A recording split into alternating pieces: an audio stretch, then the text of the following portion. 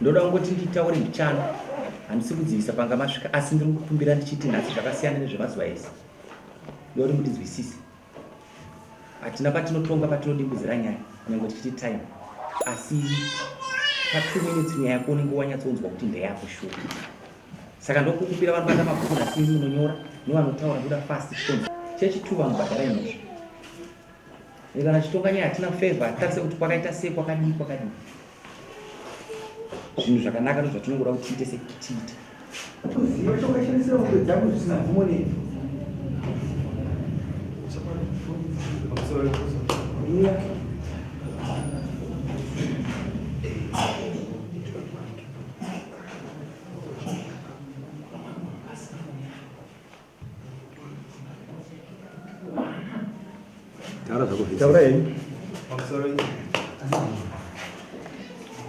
Ini teacher vanhu vandakapa mombe kuti vachengete vachirimisa fodya pane zvatatakataura saka amai vaye vaisenza navo ndakavabvunza kuti ticha vari mombe dzavari kurimisa munda uyu vari kudziwana vakanditaura kuti vaishandisa madhongi saka ndakaonawo madhongi uya ndobva ndamubvunza kuti ndiwe uri kushanda naticha here akataura kuti ano ticha vari kushandisa mombe dzenyu mapedza unombera kana orai manzwa zvataurika imurai zvamunozivatisa ini ndinombokana nezvekutaura hapana pandakamboshandisa matombo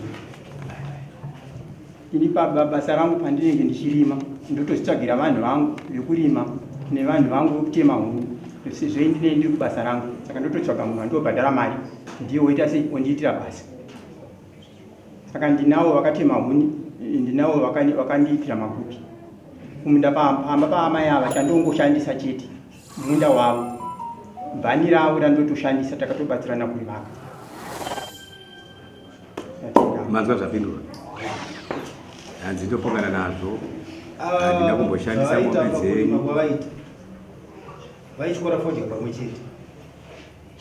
saka pakutyora kwaita vaitanga kutyora newo madhongo acho munext door navo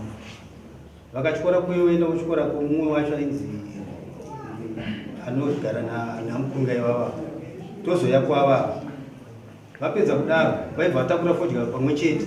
vari kusenzesa mabhani mamwe chete zvokuti iye imwe madhongi ndiwo andakabvunza akataura kuti dai vaida izvozvo ngadai vakanditipa kuti ndisataure kuti vari kushandisa mombe ari kupa madhongi wacho mumadhongi anabuya asi ko mumwe akaona avaishandisa mombe dzenyu ndiani inini akwa ndakaona ndiyo madhongi kuti amai vane munda iwoyo ndo vandakabvunza vakati baba vari kushandisa madhongi kaiva amai vacho nemunda wacho vari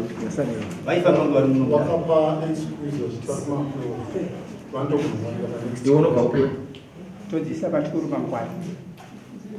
yedhini yati kudi redini yati akapa muzoshandisa mombe dzangu iwe wakadzibata wena handina kudzibata mama iwono witness mumadhongi wacho endawe bata vanhu witness wawe sinogona kutaura sei hapana kwatinoenda musi wa 30 vazvinzwa iwe asi ndaibvunza kuti kana wakashandisa ndikazokuwana wakashandisa ndichakubhadharisa munhu kana wakashandisa usina kuziva kuti ndedzani unofanira kutaura pamberi pedare zvakanaka mama kana ukadzibata usini wandzibata nemunhu ake kuti bata unofanira kutaura handina kudzibata thank you next